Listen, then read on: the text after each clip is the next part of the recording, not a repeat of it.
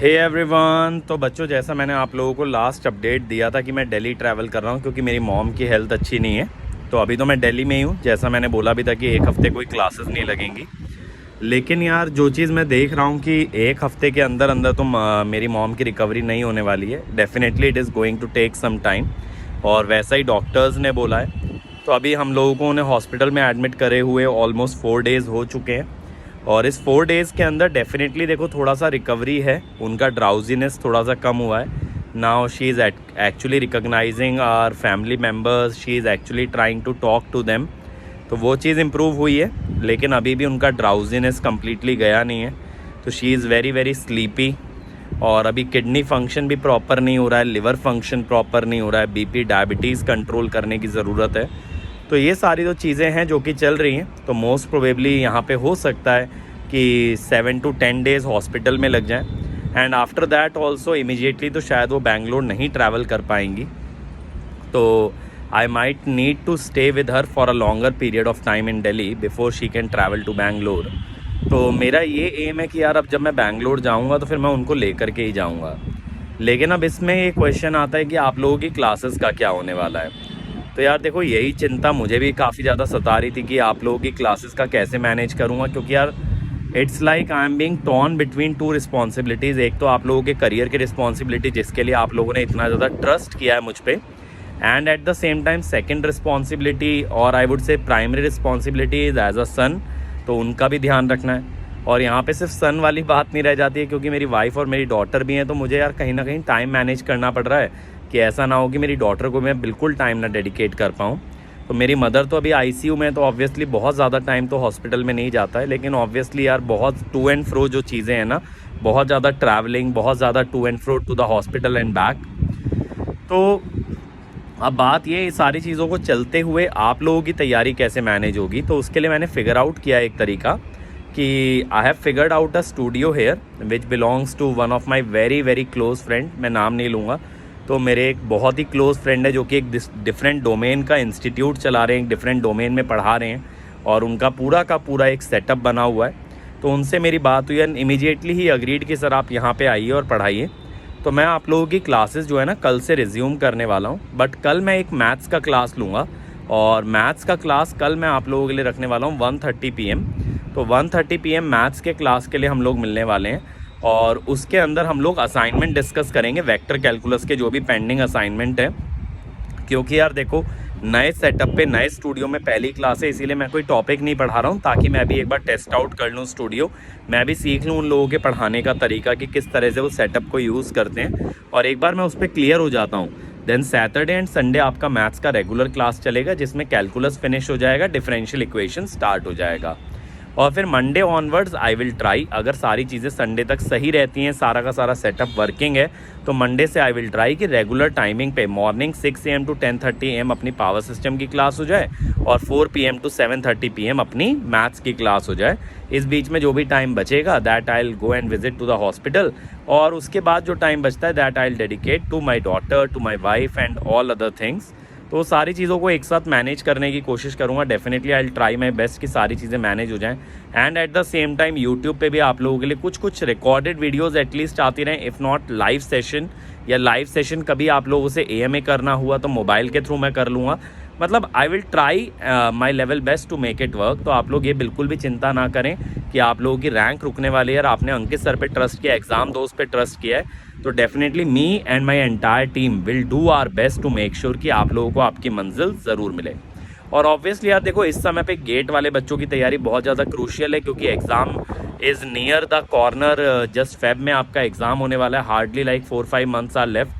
तो आप लोगों पे काफ़ी ध्यान दिया जाएगा। बाकी RRB वाले बच्चों की उम्मीद करता हूँ कि तैयारी सही चल रही है।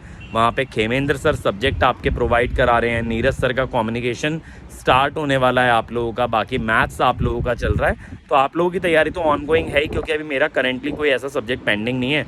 छोटा सा पावर इलेक्ट्रॉनिक्स का पोर्शन पेंडिंग है, जो कि मैं वापस आने के बाद आप लोगों को करा दूंगा। तो गेट वाले बच्चों का मेनली मेरी तरफ से काफ़ी सब्जेक्ट बाकी हैं। तो मैं मैथ्स आपका कल से रिज्यूम कर रहा हूँ। टाइमिंग नोट कर लो, कल के लिए टाइमिंग रहेगी 1:30 PM। और एक बार स्टूडियो और सेटअप मुझे क्लियर हो जाता है, तो परसों से आपकी मैथ्स की क्लास की रेगुलर टाइमिंग रहेगी 4 PM to 7:30 PM। और 1-2 दिन के एक्सपीरियंस के बाद मंडे से I will start power systems, ठीक है। और कोशिश करूँगा पावर सिस्टम्स भी आपका संडेज़ को ले लूँ, ताकि 1-2 दिन का जो डेफिसिट आया है, कुछ दिनों का 1 हफ्ते का डेफिसिट हो गया ना, तो उसके एटलीस्ट यार 1 हफ्ते के कुछ भी नहीं तो 3 दिन 4 दिन तो हम लोग कंपेंसेट कर ही लें, तो जो हमारा अगला कोर्स है वो 1 या 2 दिन ही डिले हो, इससे ज़्यादा डिले ना हो। तो कोशिश करूँगा 7 डेज़ अ वीक आपकी क्लास लेके मैं आपके सिलेबस को वापस से ऑन ट्रैक ले आऊँ। ओके, तो कल मैं आप लोगों से मिलता हूँ बेटा पेड कोर्स के अंदर, और हो पाया तो मैं यूट्यूब पे भी आप लोगों से बात करता हूँ, या यूट्यूब पे आप लोगों के लिए कोई वीडियो प्रोवाइड करता हूँ। अगर कल हो पाता है कल, नहीं तो परसों कोई वीडियो डेफिनेटली आपके लिए मैं लेके आऊँगा, ठीक है। And at the same time बेटा मैं आपको एक चीज़ और इन्फॉर्म करूँगा, एक चीज़ और एडवाइस करूँगा। अभी मैं देख रहा हूँ यूट्यूब पे काफ़ी ज़्यादा माहौल बनाया जा रहा है, गुमराह किया जा रहा है कि अगर यार देखो आप अभी से तैयारी स्टार्ट करो 4-5 महीने में, तो आप थोड़ा सा रियलिस्टिक टारगेट लेके चलो।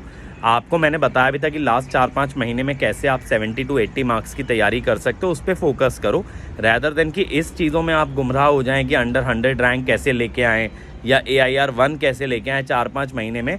ऑनेस्टली सेइंग बेटा, अगर 5 महीने में AIR 1 आते हैं तो उसके लिए स्टूडेंट का बैकग्राउंड बहुत सॉलिड होना चाहिए, बहुत ही या फिर अगर जो 0 से स्टार्ट कर रहा है वो बच्चा एकदम मिराकुलस, बहुत एक्सेप्शनल होना चाहिए। मैं भी यार 4-5 महीने में लेके आया था रैंक, ठीक है, अंडर 10 रैंक ले आया था, लेकिन उसके लिए मेरा कॉलेज के टाइम से ना बहुत अच्छा बैकग्राउंड था, बहुत सारे कॉन्सेप्ट मेरे क्लियर थे, तो मुझे बस प्रैक्टिस और टेस्ट सीरीज़ की ज़रूरत थी। तो प्लीज़ ऐसी वीडियोस को देख के बहुत ज़्यादा ओवर एक्साइट होकर गुमराह ना हो, थोड़ा सा प्रैक्टिकल अपनी स्ट्रैटेजी को रखें, ताकि बाद में ऐसा ना हो कि इतना ज़्यादा हार्ट ब्रेक, इतना ज़्यादा डिप्रेशन आ जाए। क्योंकि यार क्या होता है ना, जब बहुत ज़्यादा उम्मीदें रखते हैं तो जब गिरते हैं तो उतना ही जोर से हम ज़मीन पे गिरते हैं। इसलिए उम्मीदें रियलिस्टिक रखें, अपनी स्ट्रैटेजी रियलिस्टिक रखें, और फिर बढ़िया से आप लोग तैयारी करें। जो भी इस समय पे बेस्ट पॉसिबल आउटकम है आप उसको चेज़ करें, रैदर देन सोचें कि फर्स्ट रैंक कैसे आ सकती है, फलाना चीज़ कर लेने से आ जाएगी। तो एक एवरेज स्टूडेंट के लिए जो 0 से तैयारी स्टार्ट करता है बेटा, इस समय से फर्स्ट रैंक लेके आना प्रैक्टिकली इम्पॉसिबल है, लेकिन आप लोगों को ट्राई करना चाहिए। आप अपना 100% दो। अगर आप 80 मार्क्स की तैयारी कर सकते हो, 80 की करो, 70 की कर सकते हो, 70 की करो, और उसमें अपना बेस्ट आउटकम निकालने की कोशिश करो, ताकि इन केस अगर आप रिपीट करने के बारे में सोचते हैं तो आपका सेल्फ कॉन्फिडेंस बहुत हाई होगा और आपके लिए चीज़ें आगे चल के बहुत ईजी बन सकती हैं। और बाकी तो देखो, शंकर सर ने भी आपके लिए सेशन लिया था, तो PSU और MTech के लिए आपको अंडर 100 या अंडर 10 रैंक या फर्स्ट रैंक की ज़रूरत नहीं पड़ेगी। तो आप वो अभी भी टारगेट कर सकते हो कि यार PSU के लिए अगर मुझे 60 मार्क्स की ज़रूरत है तो मैं 70 मार्क्स की तैयारी कर लूँ और 60 में ला सकता हूँ। या MTech के लिए अगर कट ऑफ 50-55 मार्क्स वाले बच्चे को MTech मिल जा रहा है तो उतना तो मैं अभी भी कर सकता हूँ। तो इवेंचुअल एम तो यही है ना, गेट क्रैक करके PSU या MTech, तो वो अभी भी पॉसिबल है। बट आप इन चीज़ों के पीछे ना भागें कि फर्स्ट रैंक कैसे ले आएँ, अंडर 10 कैसे ले आएँ, अंडर 100 कैसे ले आएँ। Rather than that focus on what is practically possible. ठीक है, तो कल से मैं आपसे रेगुलरली मिलना स्टार्ट करता हूँ। और बच्चों, एक चीज़ और लास्ट में, बहुत बहुत ज़्यादा आप लोगों का धन्यवाद, बहुत बहुत थैंक यू। आप लोगों ने इतने सारे कमेंट किए मेरी पिछली वीडियो पे, इतनी बेस्ट विशेस भेजी। मैं कहीं ना कहीं ये मानता हूँ कि मेरी मदर की हेल्थ में जो थोड़ा बहुत इम्प्रूवमेंट है उसमें बहुत बड़ा योगदान मेरी इस यूट्यूब फैमिली का, एग्ज़ाम दोस्त फैमिली का है, जिन्होंने इतनी विशेस भेजी। क्योंकि यार देखो, इस समय तक ना इतना टाइम अपना करियर बनाने के बाद पैसा कमाया नहीं कमाया, और कुछ कमाया नहीं कमाया, रेप्यूटेशन कमाई नहीं कमाई, लेकिन आप लोगों का प्यार जो कमाया ना, मैं हमेशा अपनी फैमिली को एक चीज़ बोलता हूँ कि यार we are blessed to be in this profession. क्योंकि यहाँ पे जो बच्चों का प्यार मिलता है, जो बच्चों की ब्लेसिंग्स मिलती हैं, जो दुआएं मिलती हैं, because of the kind of work we do, जो आप लोगों के करियर में मदद करते हैं, जो आप लोगों की लाइफ में मदद करते हैं, आपकी लाइफ में रोल प्ले करते हैं, इस कारण से जो भी आप लोगों की तरफ से ब्लेसिंग्स आती हैं ना, मतलब वो इनवैल्यूएबल है, वो पैसा नहीं खरीद सकता है, किसी भी जगह पे नहीं मिल सकती है सिवाय इस टीचिंग प्रोफेशन के।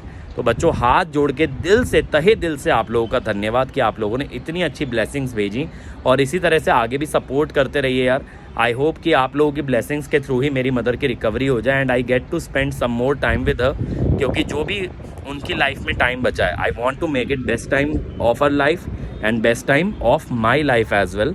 तो मैं यही चाहता हूँ कि जो बचा हुआ समय है उसको बहुत अच्छे से बिताया जाए, और उसमें आप लोगों की ब्लेसिंग्स एक बहुत बहुत बड़ा मेजर बूस्ट है, वरदान है, मैं ये कहूँगा। ठीक है, तो चलिए कल मिलते हैं। Thank you.